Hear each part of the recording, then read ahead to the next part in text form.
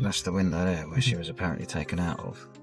The main theory is that somebody took her out of this window and went straight up onto the road. But as you can see, this wall is at least 5 foot tall, and the only way up onto the road is all the way along the path past all of the other apartments. To lift the child over this wall and then to climb over it yourself whilst trying to be quiet is going to be pretty difficult, so to me this wall supports the theory that there was an accomplice. The first hypothesis to dominate public attention after Madeleine vanished from apartment 5A was the idea of an unknown intruder. It is a theory that has never lost its grip on journalists, investigators, and the public imagination, because on the surface it seems straightforward.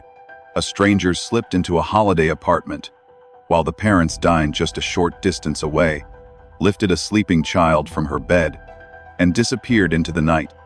Yet when one studies the geography of the Ocean Club Resort, the security measures or lack of them, and the routine behavior of the adults traveling together, the picture becomes more complicated.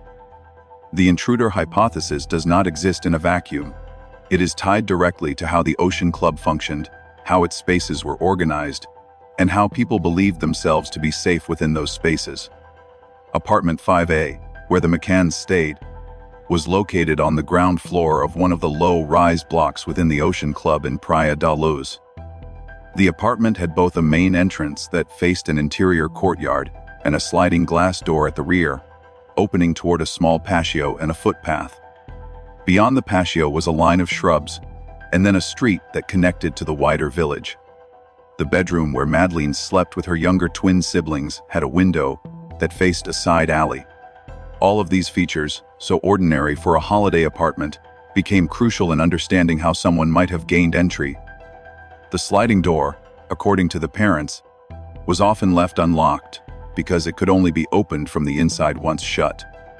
That detail would later become one of the most heavily criticized decisions of the holiday. An intruder did not need to force entry. He or she could simply slide the door open or reach through a slightly opened window. The Ocean Club itself was not a closed compound in the way many travelers might expect today. It was a sprawling complex of rental apartments, restaurants, pools, and recreation areas connected by footpaths that spilled into the surrounding streets. Guests and staff moved freely.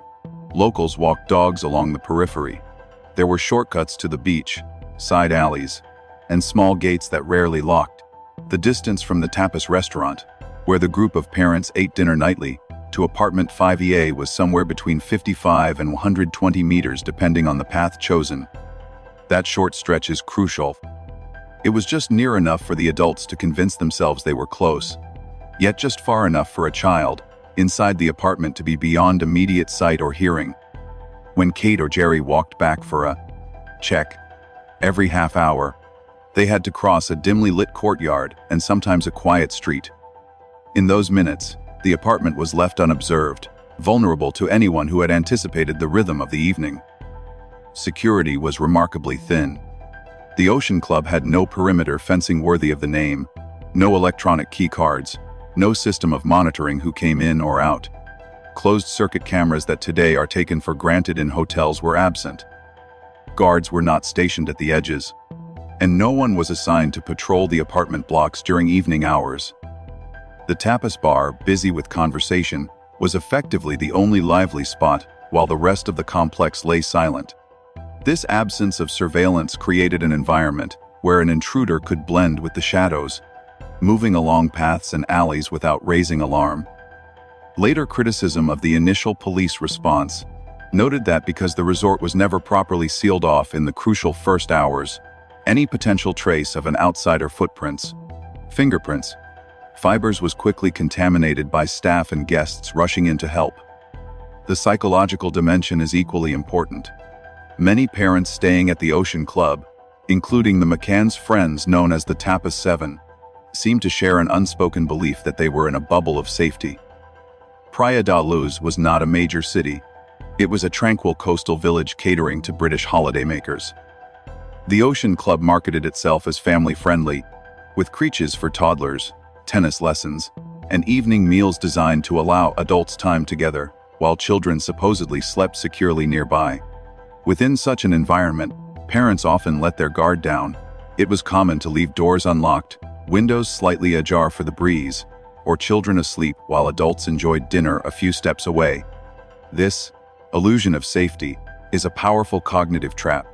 When everyone around you behaves in the same way, the risky behavior no longer feels risky. Social proof tells you it must be acceptable. It was precisely this mindset that created an opening for disaster. From a criminological perspective, the intruder hypothesis requires us to imagine a figure who not only knew the physical layout, but also understood the nightly routines of the adults. Opportunistic burglars are not uncommon in resort towns, slipping into rooms left ajar to snatch wallets or laptops. Yet removing a child is far riskier and requires preparation. If one accepts the intruder theory, then the abductor must have observed the group for several nights, watching how they dined at the tapas bar, how often they returned to check on the children, and when the intervals were longest. The rhythm was predictable. Parents rose from the table one after another, disappearing for 3 or 4 minutes, then returning. Such predictability could be exploited. The abductor would know he had a window of perhaps 20 to 30 minutes before the next check. The window of opportunity on the night of May 3 seemed to fall just after 9 p.m. Witness Jane Tanner reported seeing a man carrying a child wrapped in a blanket near the McCann's apartment around 9:15. Around 10, another couple, the Smiths, reported seeing a similar figure further west in the village. These sightings align with the idea of a person slipping quickly away on foot, using paths that locals and joggers knew well. In fact, later analysis of jogging routes around Praia da Luz highlighted that the abductor's path matched the most efficient running route west from the Ocean Club to the beach area. That coincidence strengthens the notion that the perpetrator might have been someone familiar with the village as a runner or walker, comfortable navigating the shortcuts invisible to tourists. To understand why the intruder hypothesis persisted for so long, one must also consider how deeply it resonated with collective fears. The idea that a stranger could enter a seemingly safe holiday apartment without forcing a lock, without alerting anyone, and remove a child under the noses of attentive parents was terrifying. It was precisely because the circumstances looked ordinary: the unlocked sliding door, the short distance to dinner, the peaceful resort, that the case captured global attention. Every parent who had ever trusted a hotel's family-friendly image could imagine themselves in the same position.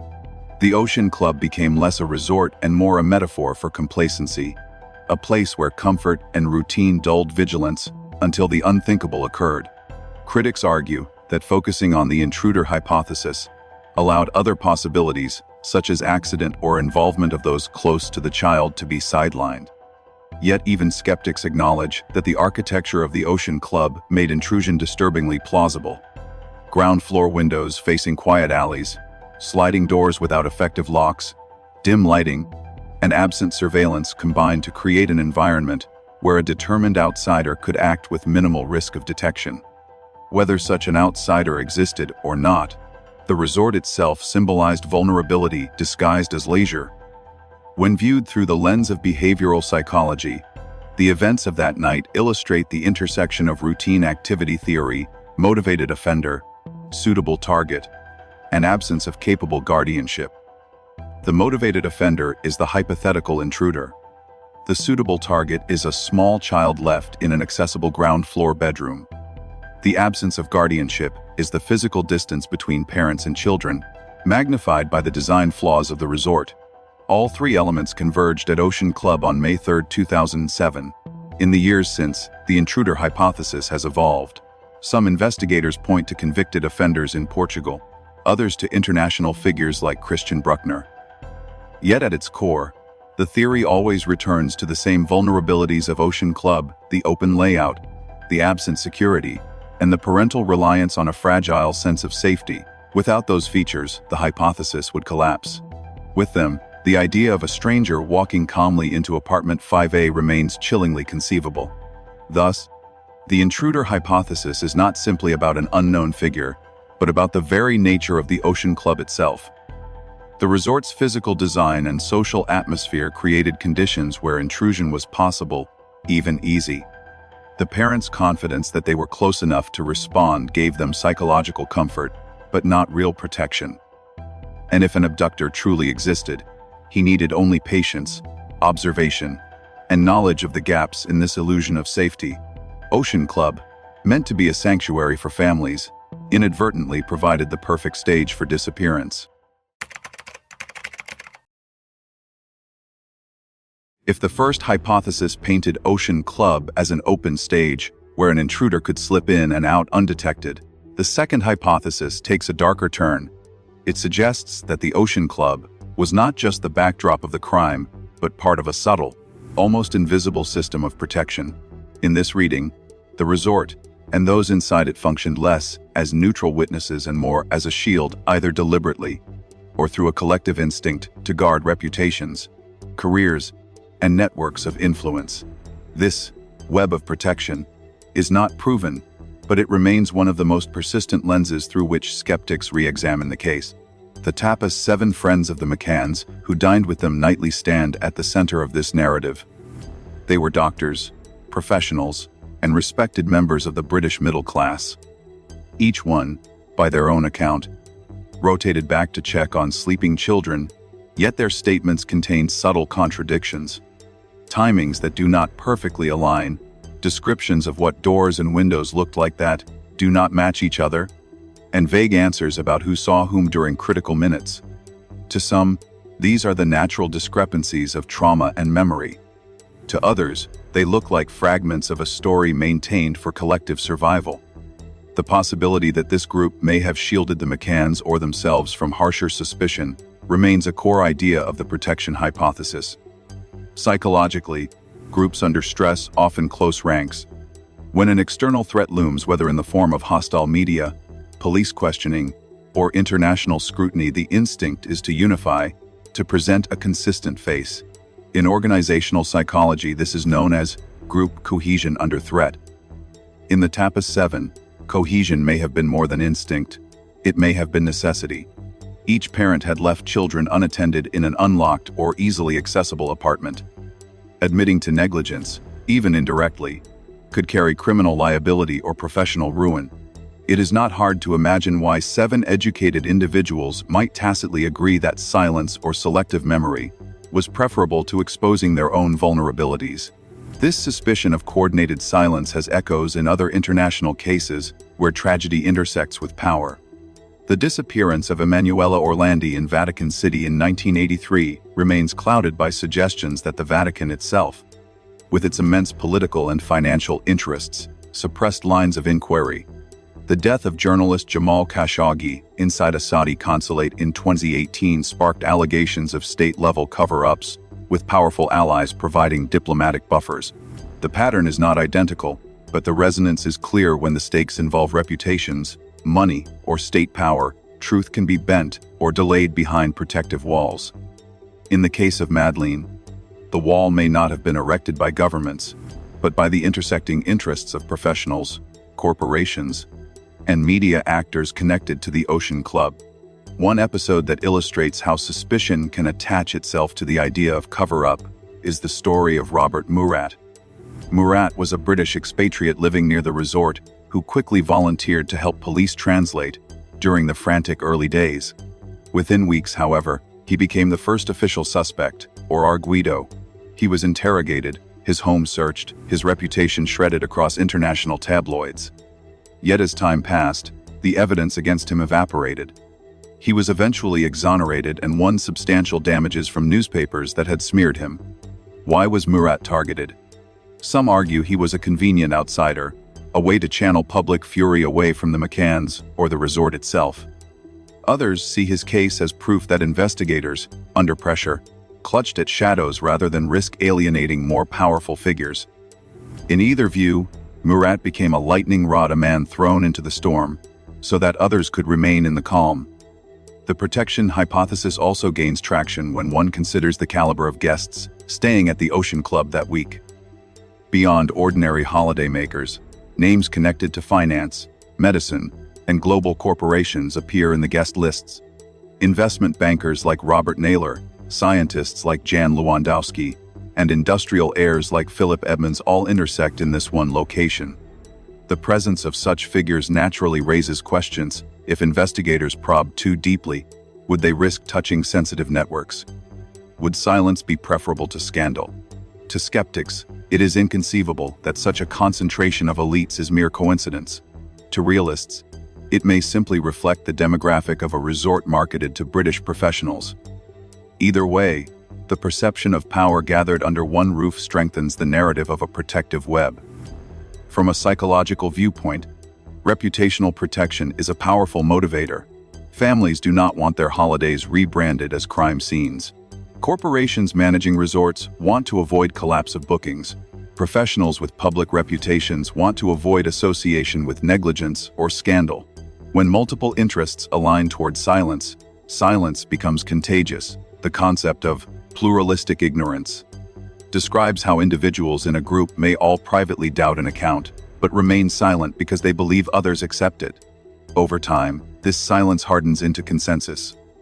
In the Madeleine case, consensus quickly formed that the parents were victims, not suspects, and the Tapas 7 were supportive friends, not problematic witnesses.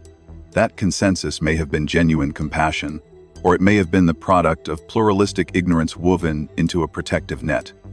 The media played its role as well. British newspapers initially defended the McCanns with ferocity, painting them as tragic victims of foreign incompetence. Portuguese detectives who voiced suspicions were attacked, their reputations dismantled in editorials. When journalist Goncalo Amaral suggested alternative theories, he was sued and vilified. This imbalance ferocious protection in the UK, contrasted with hostility in Portugal, added fuel to the cover-up theory. Was the British press acting independently, or were they encouraged by political figures fearful of scandal? When Cherry Blair telephoned Kate McCann to offer sympathy, it was read by some as humane support and by others as a signal of political shelter. The Murat episode again highlights the contrast. While a private citizen was hung out to dry, those with higher profiles seemed buffered. This selective exposure is a common feature in cases where power dynamics are at play. The weak become scapegoats, the strong remain insulated. Such dynamics lend credibility to the metaphor of a web of protection. Of course, one must exercise caution. Suggesting a coordinated cover-up without hard evidence risks sliding into conspiracy. Not every inconsistency is deception. Not every show of support is manipulation. Yet the psychological reality remains: when multiple parties share an interest in avoiding blame, the outcome can resemble a cover-up even without explicit conspiracy. Silence, omissions, and defensive press releases accumulate until the truth itself feels smothered. So did the Ocean Club and its constellation of VIP guests create a wall of silence? The answer may never be definitive, but the elements of such a wall are visible: a cohesive group of witnesses whose stories remain ambiguous, powerful networks that intersected at the resort, media narratives shaped by political and financial interests, and the scapegoating of a nearby resident who was ultimately innocent. These strands weave together into the image of a protective web. Whether spun deliberately or naturally, it has obscured vision for years. Psychologically, the protection hypothesis resonates because it speaks to a universal fear: that justice is not blind, but weighted by influence. People want to believe that crimes against children are pursued without compromise. When they see hesitation, conflicting narratives, or selective prosecutions, the suspicion of cover-up feels unavoidable. The Ocean Club, in this light, is not only a place where a child vanished, but where truth itself became trapped in a net of competing interests. In conclusion, the Ocean Club was more than a location. It may have functioned as a zone of implicit protection, where networks of friends, professionals, and elites shielded each other from deeper scrutiny. Whether through deliberate coordination or collective instinct, a wall of silence rose around apartment 5A. The tragedy of Madeleine McCann is not only the disappearance of a child, but the possibility that in the very place designed for family safety, truth was the first casualty. To understand the disappearance of Madeleine McCann, one must picture not only the child and her family, but the environment in which the mystery unfolded. The Ocean Club was more than a resort. It was an intricate setting whose design, layout, and atmosphere shaped both the crime and the flawed investigation that followed. What was marketed as a safe haven for families quickly revealed vulnerabilities that would become central to one of the most infamous cases in modern history. The Ocean Club stretched across several low-rise apartment blocks in Praia da Luz, a picturesque village on Portugal's Algarve coast. The architecture was casual and Mediterranean, in style whitewashed walls, tiled roofs, and courtyards threaded together by narrow footpaths. It had the charm of a quiet holiday village rather than the fortified presence of a luxury resort. This appearance of openness was part of its appeal. Guests could walk from apartments to pools, from the tennis courts to the tapas bar, without encountering locked gates or formal checkpoints. For families with children, the layout gave a sense of community and informality. But that same informality would later be scrutinized as a glaring security weakness. Apartment 5A, where the McCann family stayed, was on the ground floor of one such block. It had two key access points. The main entrance faced an internal car park and was visible from the front. The rear of the apartment opened to a small enclosed patio with sliding glass doors. Beyond this patio lay a narrow footpath, shielded partially by shrubs, that connected to surrounding streets and led toward the resort's recreational areas. The children's bedroom had a window facing the side alley. Taken together, these features created multiple entry and exit options, features that would be benign in most circumstances, but that, on the night of May 3, 2007, became critical. The distance from the tapas bar, where the McCanns and their friends ate dinner, to apartment 5A was short by everyday standards, roughly 55 to 120 meters depending on which shortcut was used. Parents convinced themselves that it was close enough to check on the children every half hour. From a criminological standpoint, however, it was just far enough to render them incapable of hearing or seeing what was happening inside. The line of sight was blocked by walls and hedges. Voices from the tapas area could not reach the bedroom. The geography of the Ocean Club thus created a paradox the parents felt near, but functionally they were absent. When Madeleine's disappearance was discovered around 10 p.m., the design of the Ocean Club once again shaped the response. In the panic that followed, Kate McCann ran back to the tapas bar shouting that her daughter had been taken. Guests and staff rushed to help, spreading through apartments and pathways in desperate searches. But what felt like immediate community action also caused an irreversible investigative failure. The apartment was never properly sealed. Neighbors, resort workers, friends, and later police officers walked in and out of 5A, touching doors, windows, and furniture. In the crucial hours when forensic evidence might have been preserved fingerprints, footprints, fibers, it was instead trampled and blurred beyond recognition. Portuguese police were criticized for their slow reaction in establishing cordons. Roadblocks around Praia da Luz were not set up quickly. Borders were not immediately alerted. Officers treated the incident initially as a case of a missing child wandering off, not a potential abduction. This hesitation meant that any trail an abductor might have left by car, on foot, or otherwise had time to vanish into the night. Later, when specialized dogs were brought in, their work was hampered by the contamination of the scene. What could have been a pristine laboratory of evidence had become a muddled site of overlapping footprints and confused memories. Eyewitness testimony became, therefore, disproportionately important. Jane Tanner, one of the tapas group, reported that around 9:15 p.m., she saw a man walking away from the area of apartment 5A carrying a small child dressed in light-colored pajamas. The child was cradled awkwardly, head lolling against the adult's shoulder. Tanner described the man as Mediterranean-looking, with dark hair, wearing beige trousers. Her account became known as the Tanner sighting, one of the first publicized leads. Later that same evening, another couple, Martin and Mary Smith, returning from dinner in the village, reported seeing a man carrying a child on Rua de Escola Primaria, approximately 500 meters from the Ocean Club. Their description of the child barefoot, wearing light pajamas, was consistent with Madeleine. This Smithman sighting took place closer to 10 p.m., aligning almost exactly with the window of time when Kate raised the alarm. For investigators and the public alike, these sightings provided the only tangible image of what might have happened: a shadowy figure moving swiftly with a child in arms. Yet, as with so much else in the case, these testimonies were complicated. Years later, police suggested that Tanner may have inadvertently seen another guest carrying his child from the resort's creche. The Smiths, for their part, felt uncertain enough about identifying the man that their account did not result in a clear suspect for years. Nevertheless, both sightings remain embedded in the case narrative, underscoring how heavily the investigation leaned on witnesses rather than preserved evidence.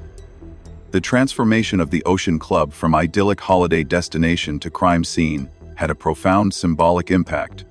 For many families watching the story unfold on international news, the resort's image was haunting. Photographs of the whitewashed apartments, once brochures of summer relaxation, became emblems of anxiety. The patio doors, the child's bedroom window, the dimly lit paths all were broadcast endlessly as visual shorthand for vulnerability. The Ocean Club became synonymous with risk, with the failure of security, and with the shattering of parental trust. Psychologically, this transformation matters because it altered how the public processes the event. A holiday resort is supposed to represent escape from everyday fears, a space where children run free and parents relax. When such a space becomes the site of tragedy, the contrast magnifies the horror. The before and after is stark families swimming in the pool one day, detectives combing through apartments the next. The Ocean Club's openness, once its charm, was rebranded as negligence. In hindsight, the early investigative mistakes compound the sense of loss. Had the apartment been sealed immediately, had roads been blocked, had the perimeter been controlled, perhaps the outcome would have been different. Instead, the case became a symbol not only of a missing child, but of procedural failure. The Ocean Club stands in memory, not just as the place where Madeleine vanished, but as the stage where critical opportunities slipped away. Ultimately, the Ocean Club's physical design and the errors made in those first hours shaped the destiny of the case. Architecture created accessibility, accessibility created vulnerability, and vulnerability was amplified by investigative hesitation. The testimonies of Tanner and the Smiths provided glimpses of a possible abductor, but those glimpses were forced to carry the burden of proof that lost forensic evidence could not. What was once a serene resort on the Algarve coast is now etched in collective memory as a place of unease, forever tied to one of the greatest unsolved mysteries of our time.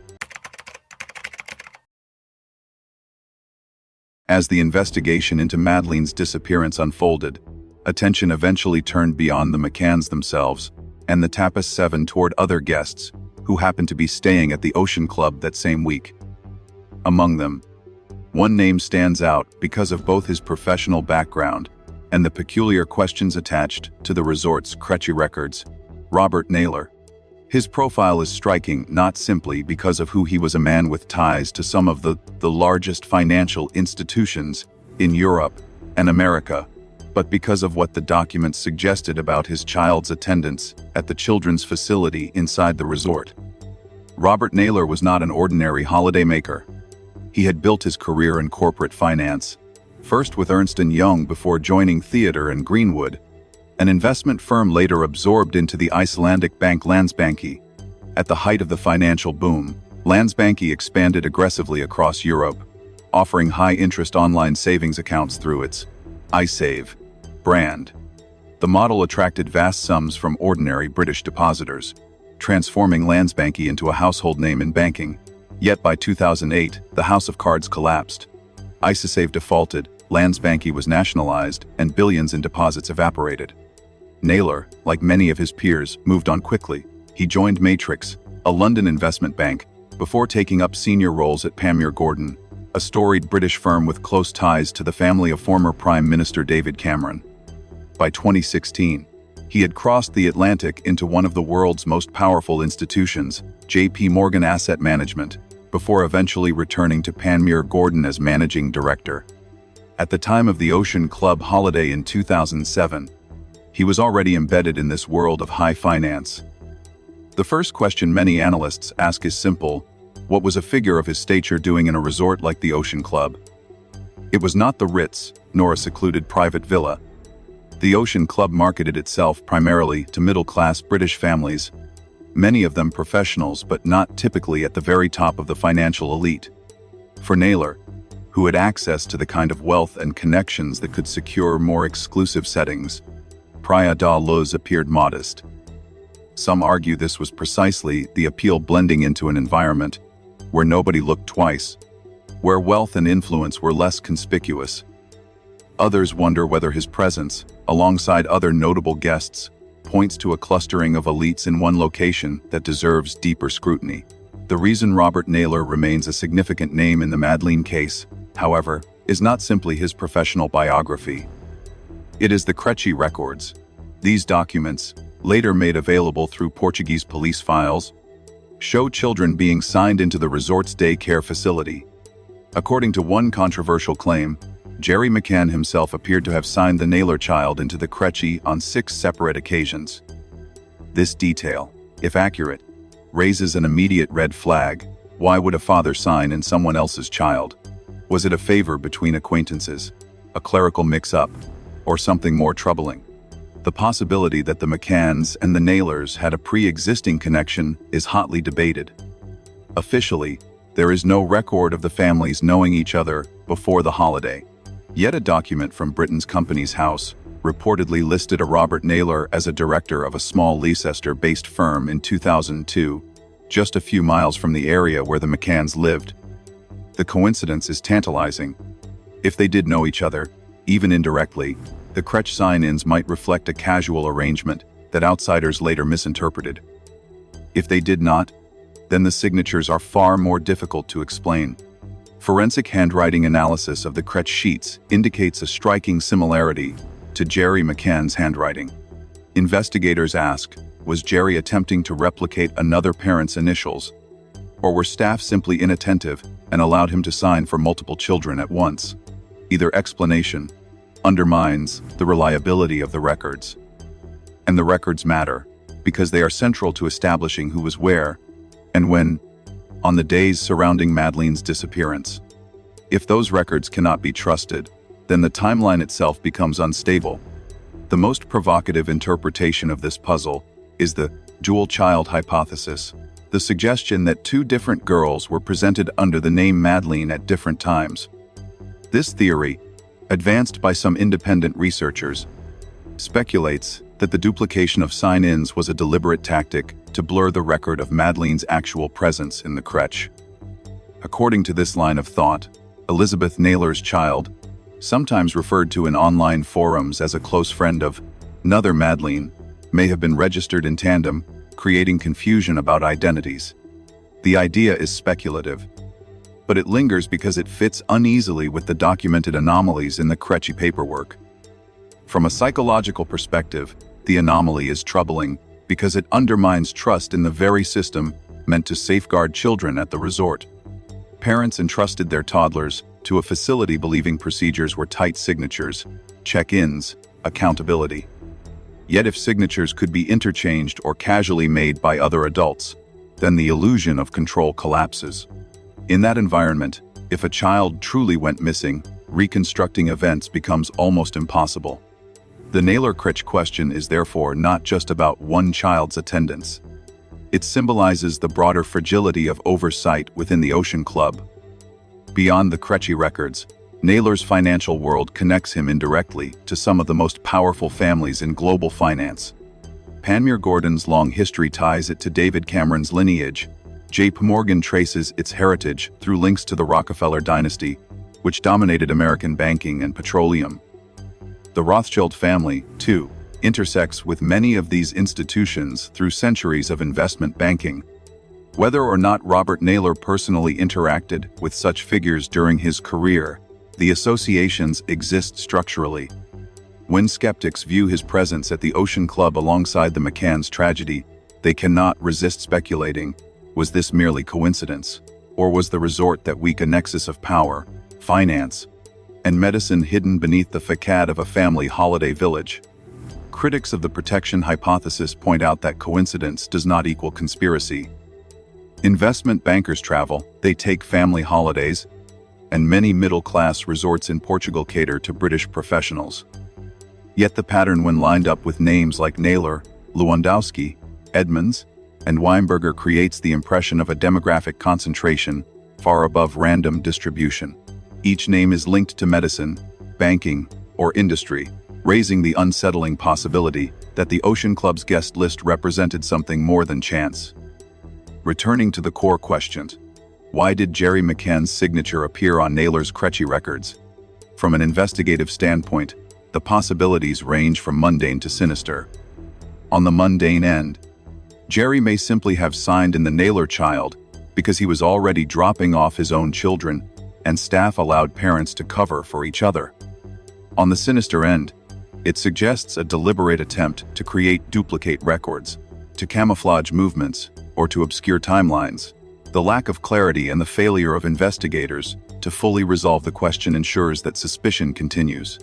The psychological impact of such ambiguity cannot be overstated. In mysteries, the mind abhors uncertainty. When records are inconsistent, people fill the gaps with their own narratives. The Naylor Creche records have therefore become a magnet for speculation, not because they prove guilt, but because they symbolize confusion. In a case where clarity was already scarce, they deepen the fog. In broader cultural terms, Robert Naylor's presence in Praia da Luz highlights a recurring theme of the Madeleine McCann case: the intersection of ordinary family life with extraordinary networks of influence. On the surface, this was a holiday resort filled with parents, toddlers, and bedtime routines. Beneath the surface, according to some interpretations, were individuals tied to global finance, elite science, and political power. That dissonance between image and reality is what makes the Ocean Club still resonate. Ultimately, the Robert Naylor file leaves us with questions rather than answers. Why was a senior banker vacationing at a modest resort? Why did Gerry McCann's handwriting appear repeatedly on Naylor's child's Creche sheets? Were these anomalies benign, or were they part of a deeper pattern of obfuscation? Was the Ocean Club simply unlucky, or was it a stage where overlapping worlds of medicine, politics, and finance converged? The answers remain elusive, but the effect is enduring. Robert Naylor is not remembered for what he personally said or did during those days in May 2007, but for the paper trail that placed his child's name beside the McCanns. That trail, faint and disputed, continues to feed suspicion that the disappearance of Madeleine McCann was not only about one missing child, but about the fragility of truth in a world where influence casts long shadows.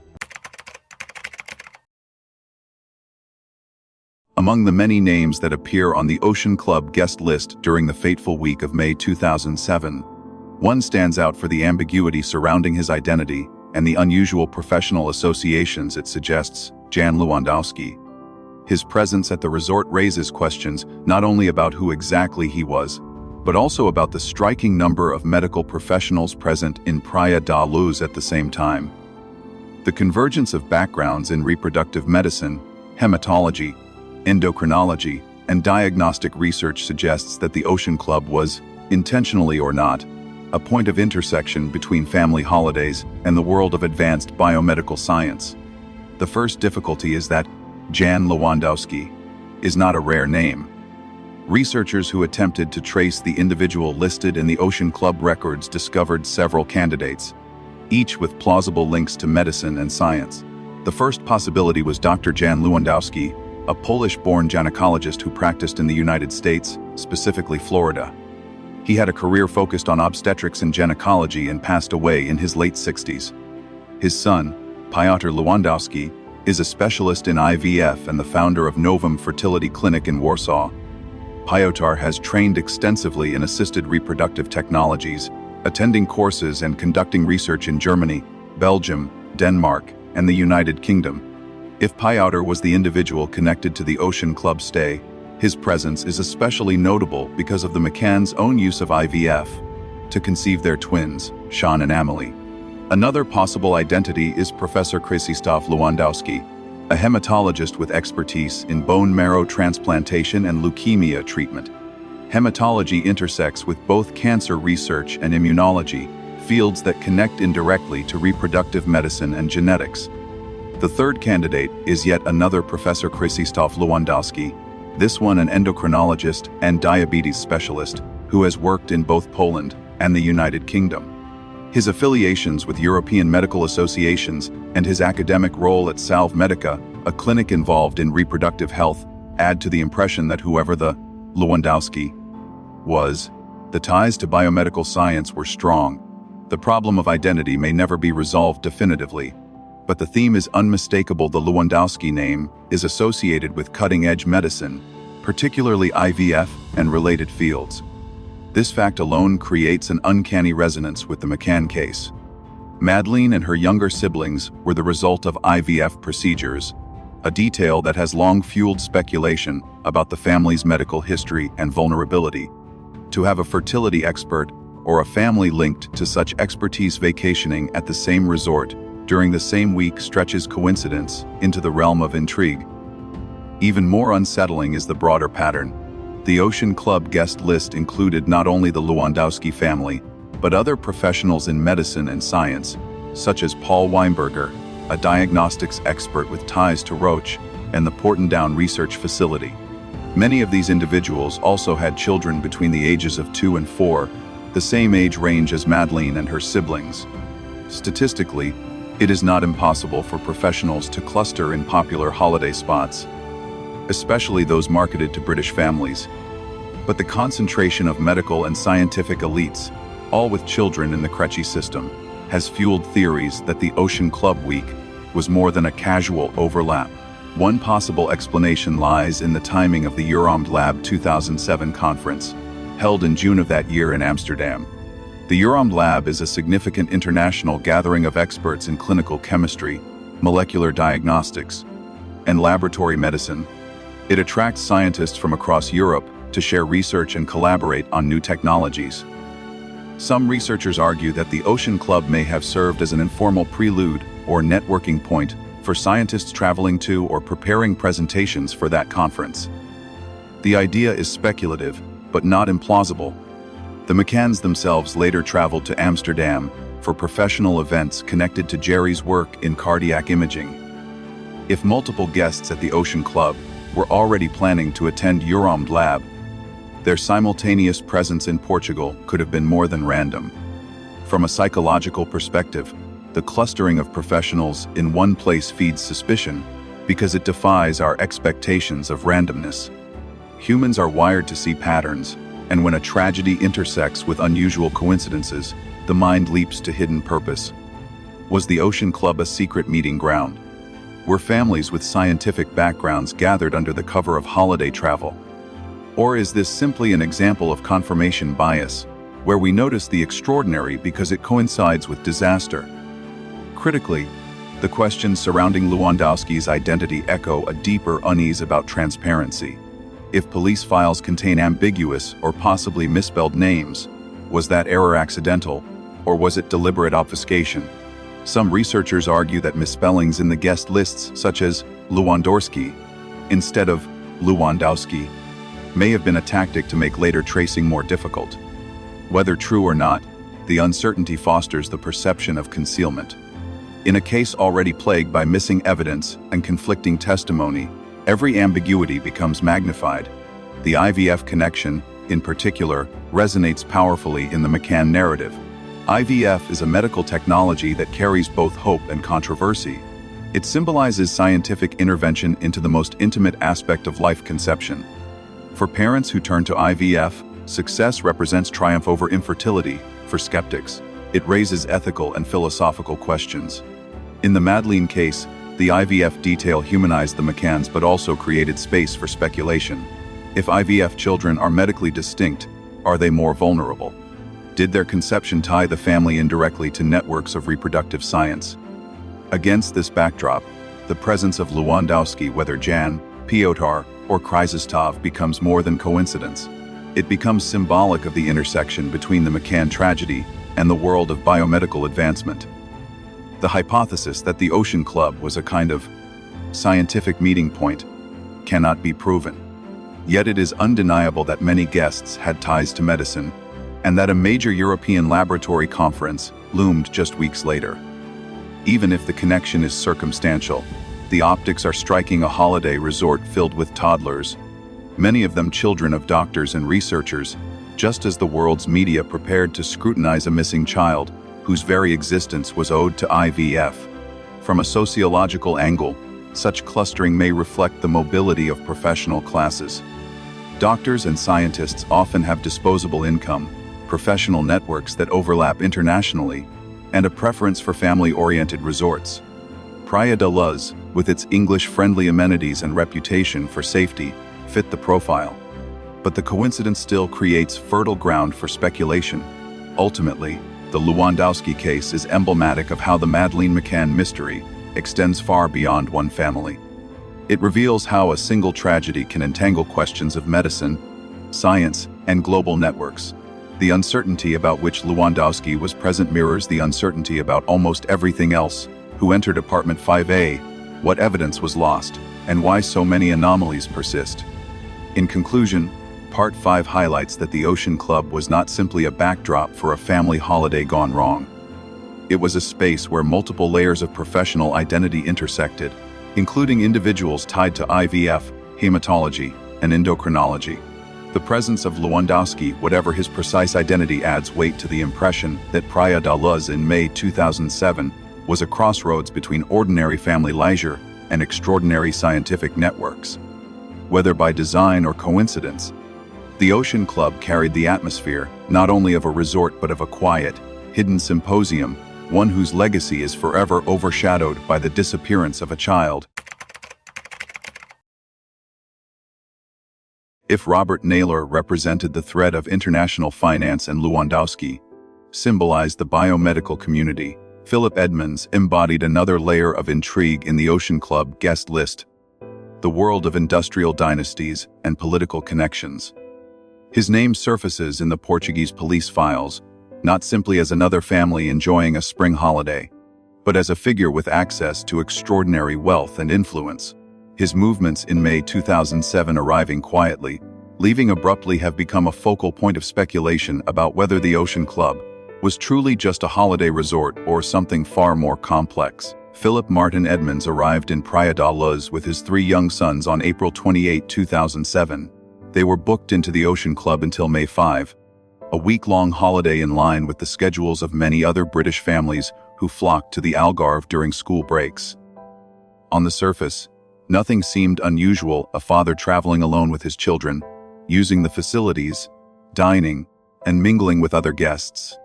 Yet what set Edmonds apart was not merely his presence but his departure. On the morning of May 4, barely hours after Madeleine was reported missing, Edmonds and his children left the resort abruptly. Rather than taking the charter flight back to Britain, arranged by tour operator Mark Warner, Edmonds flew home on a private plane to Switzerland. The decision to bypass normal channels and depart in haste has never been fully explained. The Edmonds family is not obscure. Phillip is the nephew of Margaret Hodge, a prominent Labour politician in the United Kingdom, who served as Minister for Children and later as chair of the Public Accounts Committee. Hodge was a close ally of Prime Minister Tony Blair and his wife Gerry. Her home was known as a gathering place for New Labour's inner circle. Her proximity to power gave her influence over both domestic policy and party strategy. For skeptics of the Madeleine investigation, the family tie immediately raised suspicion: could political connections have influenced how the case was handled, or why certain guests escaped deeper scrutiny? Beyond politics, Edmonds' professional background ties him to one of the most powerful industrial families in the world, the Oppenheimers. Phillip served as a director of Stemcor, a steel trading giant founded by the Oppenheimer dynasty. Stemcor, at its peak, was among the largest independent steel companies globally, moving millions of tons of product each year and generating billions in revenue. The Oppenheimers, better known for their role in the De Beers Diamond Empire, represented the archetype of a 20th century global dynasty: control of resources, deep connections to finance, and enduring political leverage across continents. For critics, the idea that a man linked to such a network was casually present in a modest Algarve resort is hard to reconcile. The Oppenheimer connection stretches beyond industry. Over decades, the family cultivated relationships with governments, banks, and media entities. Their reach exemplified how industrial fortunes bleed into political lobbying and cultural influence. By extension, a Stemker director like Phillip Edmonds existed at the crossroads of resource markets and political power. His departure from Praia da Luz by private jet, after the disappearance of a child therefore, seems less like coincidence and more like the protective reflex of a man embedded in a world where discretion is paramount. The pattern of connections deepens when one considers media. The Madeleine case quickly became one of the most heavily reported stories of the decade. British tabloids devoted endless front pages. International networks broadcast every rumor. Figures like Rupert Murdoch, whose media empire controlled The Sun and The Times, shaped narratives about the case. Rebecca Brooks, then editor of The Sun, would later become entangled in the McCann story through her involvement in the Madeleine Fund and controversial phone hacking scandals. When viewed through the lens of power dynamics, the convergence of politics, Blair and Hodgie, industry, Stemker and the Oppenheimers, and media, Murdoch and Brooks, creates an impression that the Ocean Club was not merely populated by anonymous tourists. It was a microcosm of influence, a place where elites of different sectors brushed shoulders. Why would such a figure choose the Ocean Club, a resort marketed primarily to British families of middle to upper professional class, but hardly a sanctuary of privacy? The question persists. Some argue that for elites, blending into a crowd of doctors, bankers, and professionals offered safety in numbers. Others suggest the choice was pragmatic.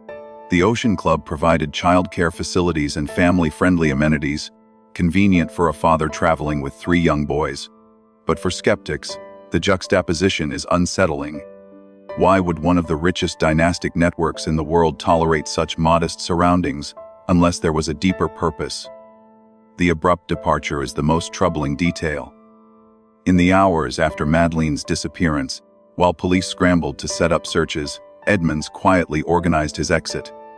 Flying by private plane is not inherently suspicious. Wealthy individuals do so regularly. But in the context of a crime scene where other guests were interrogated, where police urged witnesses to remain available, leaving early suggests either foresight or avoidance. Was Edmonds eager to shield his children from the chaos, or was he, as some critics imply, distancing himself before the investigation could close in?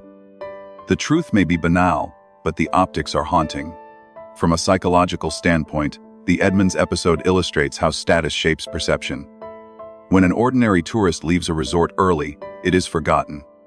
When a man tied to the Oppenheimer dynasty does the same, it becomes a symbol of privilege, of the ability to act without explanation. In criminology, this is the essence of differential treatment, the idea that those with resources navigate suspicion differently from those without. Robert Murat, a local resident, was branded a suspect and dragged through media humiliation before being exonerated. Phillip Edmonds, with his private jet and political family ties, departed quietly and left no visible scar. The contrast feeds the web of protection narrative explored in the previous section. Critically, Edmonds did not disappear from the public record after 2007. He continued to be associated with Stemker and remained within elite networks. His silence about his time in Praia da Luz, however, is conspicuous.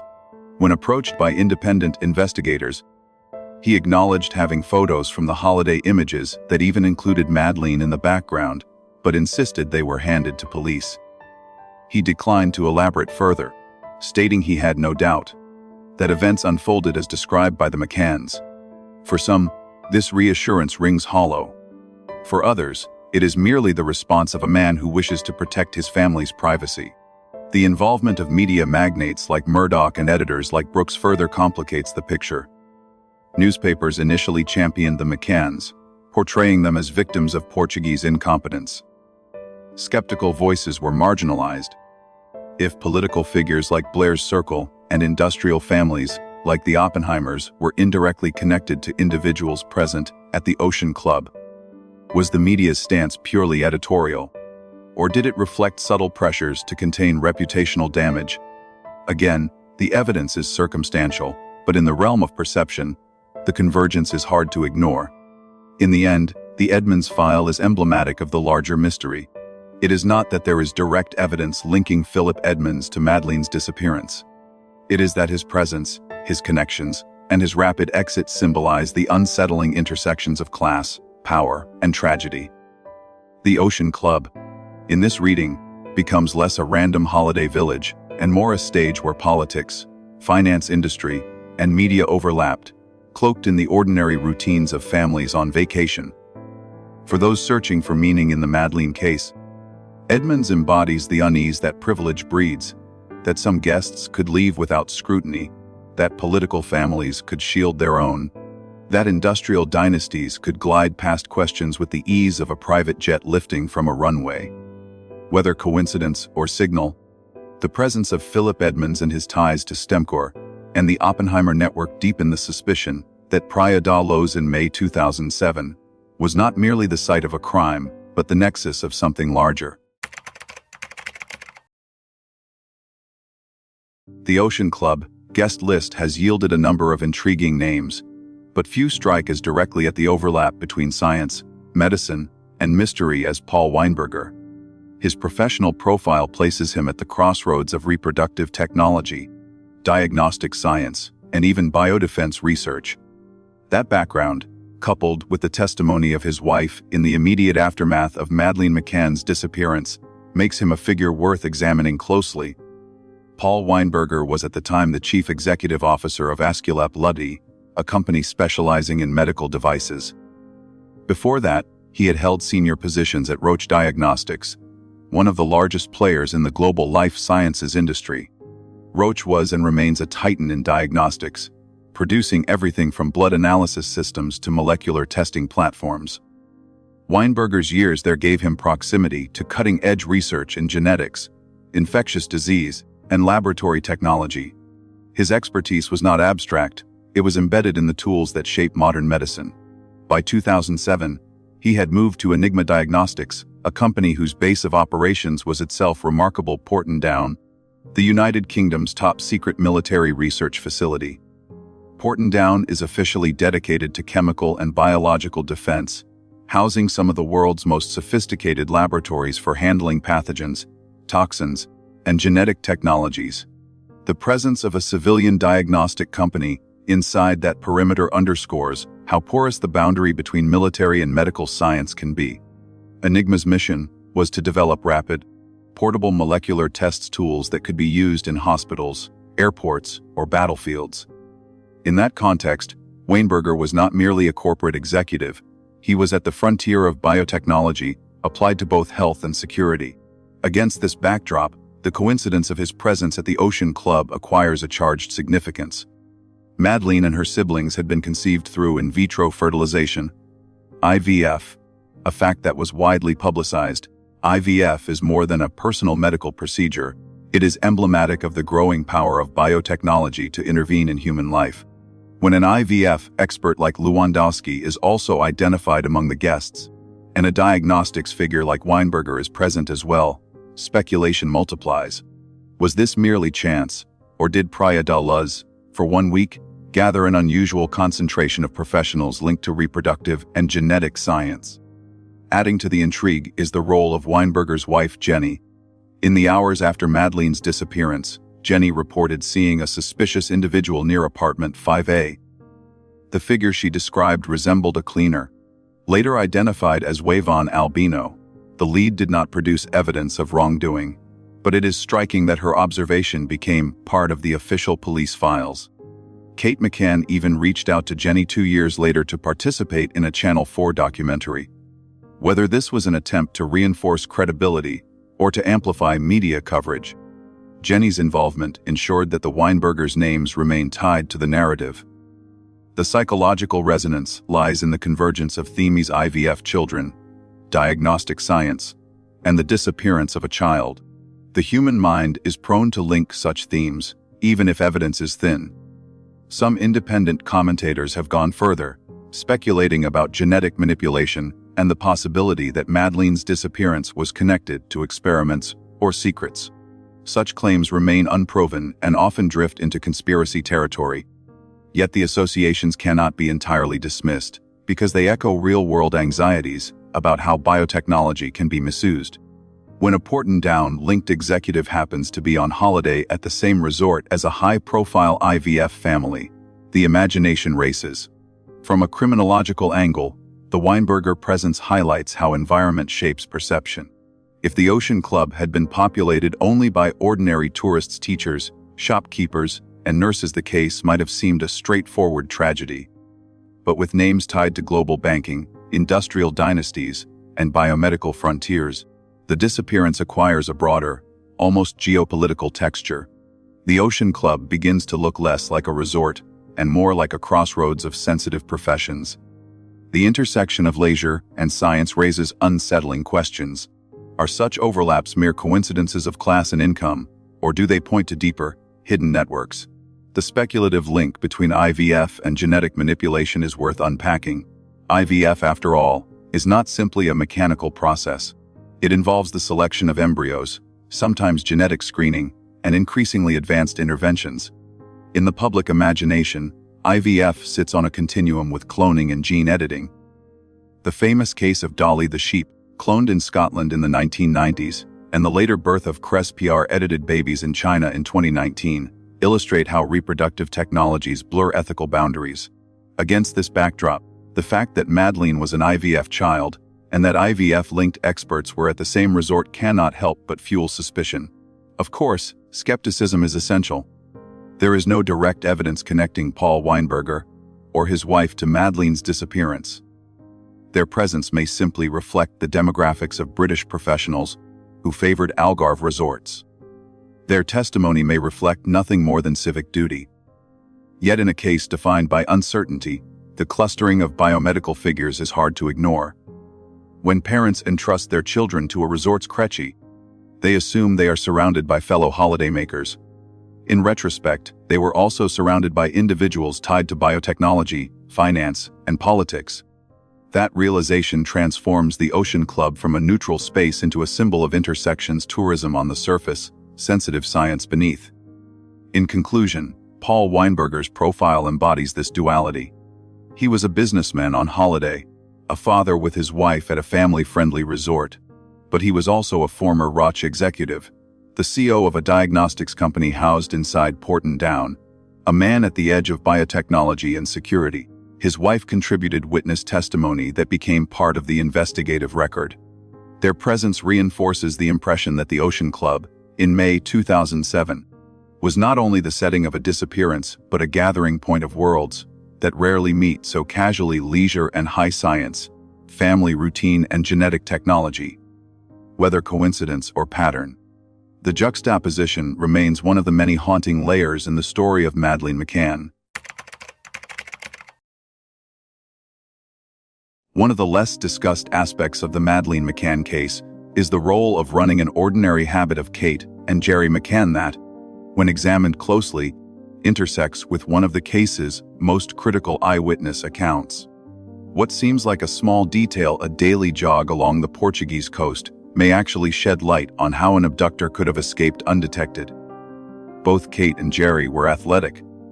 Gerry had excelled in middle distance running during his youth, and Kate maintained her fitness through jogging and cycling.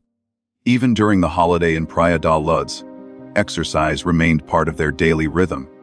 Kate recorded in her diary that she went for runs along the beach and coastal paths, sometimes with Gerry, sometimes with other friends in the tapas group.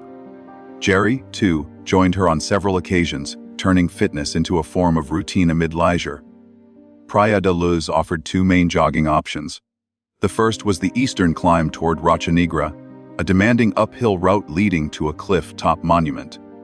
The second and far more popular was the westward track, a relatively flat, scenic path that ran along the rocky coastline toward the beach. At around 5 kilometers, this westward loop was the standard distance for casual runners, easy enough to repeat daily and attractive for its sea views. Kate herself wrote about using this route, and Gerry was photographed running in the same area. Over the days leading up to May 3, their footprints were figuratively and perhaps literally pressed into those paths. It is here that the geography intersects with witness testimony. Around 10 p.m. on May 3, Martin and Mary Smith reported seeing a man walking quickly through the village, a barefoot child in his arms, clad in pale pajamas. This Smithman sighting occurred on a route heading west, precisely the same direction as the most common jogging path from the Ocean Club. The man did not appear panicked.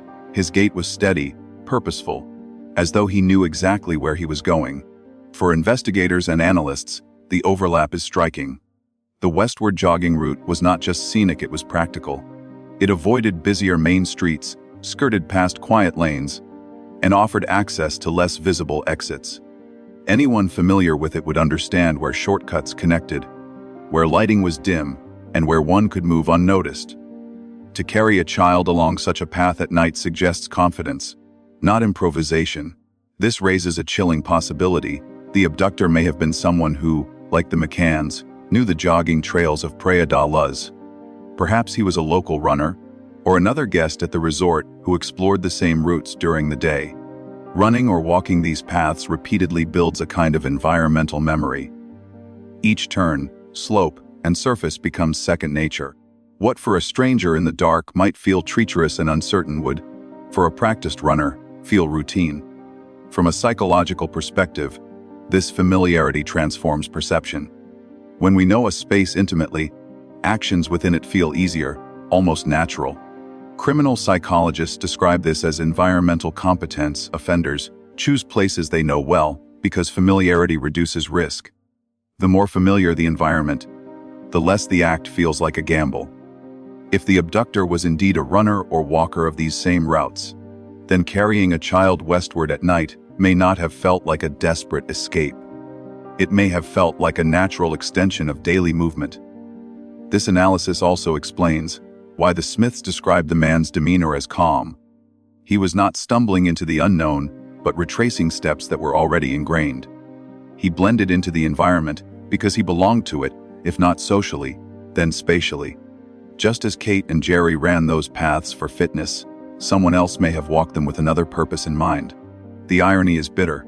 For the McCanns, jogging represented normalcy, a healthy holiday habit.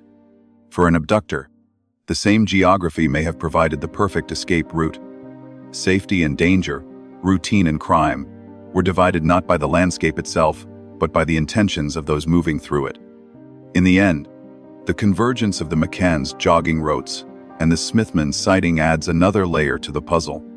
It suggests that the disappearance was not random chaos, but an act carried out with knowledge of time, opportunity, and crucially, of terrain. It is a reminder that in cases like these, even the most ordinary details a morning run, a coastal path can become the stage upon which extraordinary crimes unfold. Nearly 2 decades have passed since the night of May 3, 2007, and yet the Ocean Club remains frozen in public memory, not as a holiday destination, but as the stage of one of the world's most haunting mysteries.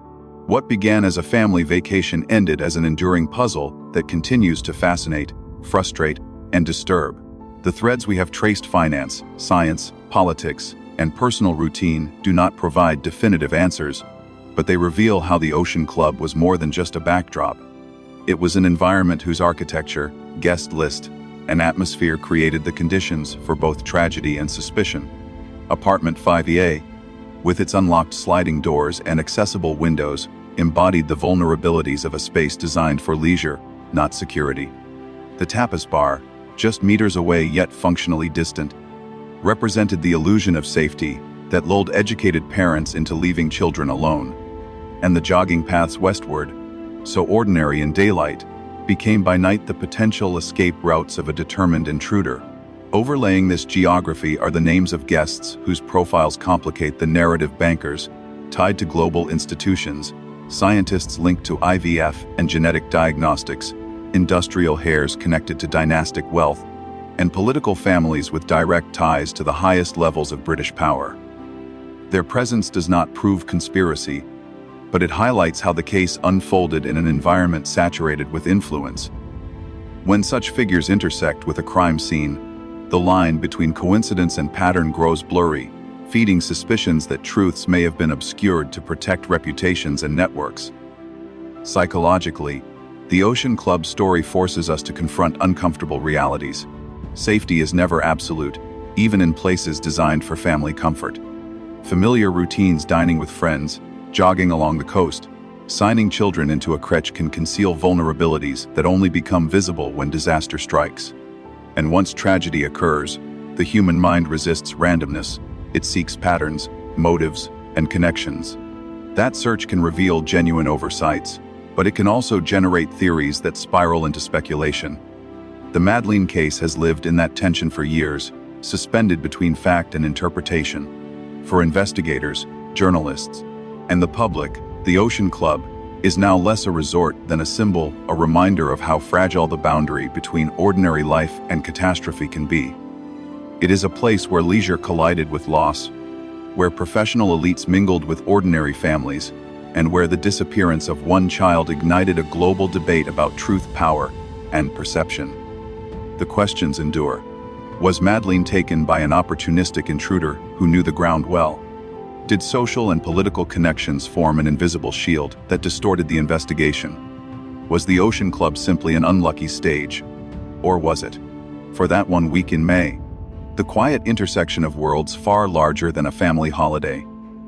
We may never have definitive answers, but what remains is the image of a resort transformed forever, a whitewashed village by the sea that promised escape, yet became the very embodiment of mystery. The Ocean Club is no longer just a name on a travel brochure. It is, and perhaps will always be, the place where innocence vanished into the night, and where silence speaks louder than certainty.